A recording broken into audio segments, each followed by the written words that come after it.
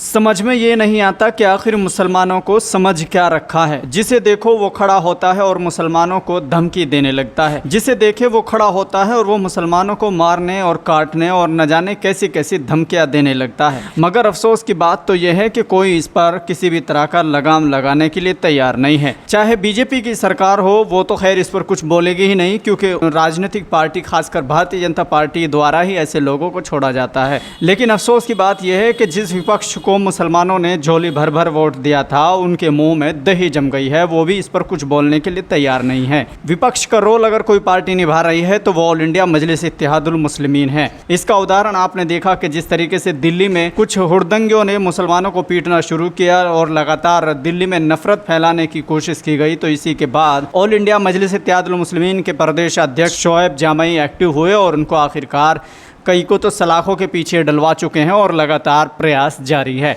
इसी को देखते हुए महाराष्ट्र से एक वीडियो सामने आया जिसमें नितेश राणा, जो बीजेपी के विधायक हैं, वो लगातार ये मारने और काटने और न जाने किस किस तरह की धमकी दे रहे थे। इसी को देखते हुए अब MIM महाराष्ट्र भी पूरे तरीके से एक्टिव हो गई है, जिसका उदाहरण आपके सामने है कि ये हैं मुफ्ती इस्माइल साहब, जो MIM के मालीगांव से विधायक हैं। इन्होंने उनके जवाब को पलटवार करते हुए, उसके वार को पलटवार करते हुए कहा है कि नितेश राणा, अगर तू, पहली बात तो ये कि तुझमें इतनी औकात नहीं है, लेकिन अगर तू मस्जिद में आएगा तो बच के नहीं जाएगा, क्योंकि मुसलमानों ने चूड़ियां नहीं पहनी है। क्या कुछ कहा है, आइए दोस्तों आपको सुनाते हैं। मुफ्ती इस्माइल साहब के इस बयान को लेकर काफ़ी चर्चाएं तेज़ हो गई है और मुझे लगता है कि ये बहुत ज़्यादा वायरल होने वाला है। तो आइए सुनते हैं क्या कुछ कहा है मुफ्ती इस्माइल साहब ने।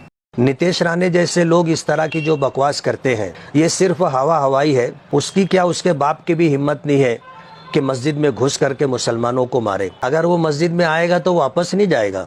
मुसलमान कोई चूड़ी पहन करके बैठे हों और मुसलमान बुज़दिल हो, हम कानून हाथ में नहीं लेना चाहते, वरना अगर कानून हाथ में लेने की इजाज़त होती तो रामगिरी महाराज को भी पता चल जाता और नितेश राणे जैसे मुफट और बटलर लोगों को, 1.5 फिटिया लोगों को भी उनकी औकात मुसलमान बता देते। लेकिन हमारी मजबूरी ये है कि हम मुसलमान हैं और इस्लामी अहकामात के पेश नज़र, मुल्की कवानीन के पेश नज़र हम कानून हाथ में नहीं ले सकते। लेकिन इसका ये मतलब नहीं है कि कोई कुछ भी बोले और कोई कुछ भी करे।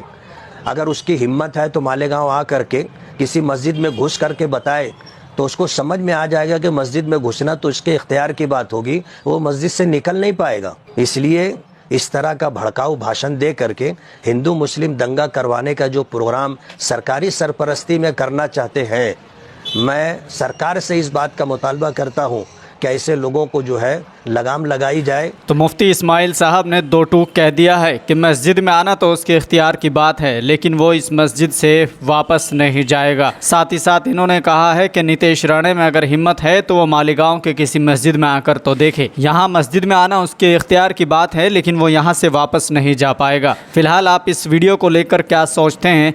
एक तरफ जहाँ तमाम विपक्षी दलों और तमाम विपक्षी नेताओं के मुँह में दही जम गई है, और ऐसे में एक्टिव अगर कोई नज़र आ रहा है, पूरे विपक्ष का रोल अगर कोई निभा रहा है, तो उसका नाम AIMIM है। फिलहाल आप इस वीडियो को लेकर क्या सोचते हैं? हमें कमेंट बॉक्स में अपनी राय ज़रूर दें और इस वीडियो को ज़्यादा से ज़्यादा शेयर ज़रूर करें। फिलहाल के लिए इतना ही, मिलते हैं फिर से एक और नए वीडियो के साथ। खुदा हाफिज़।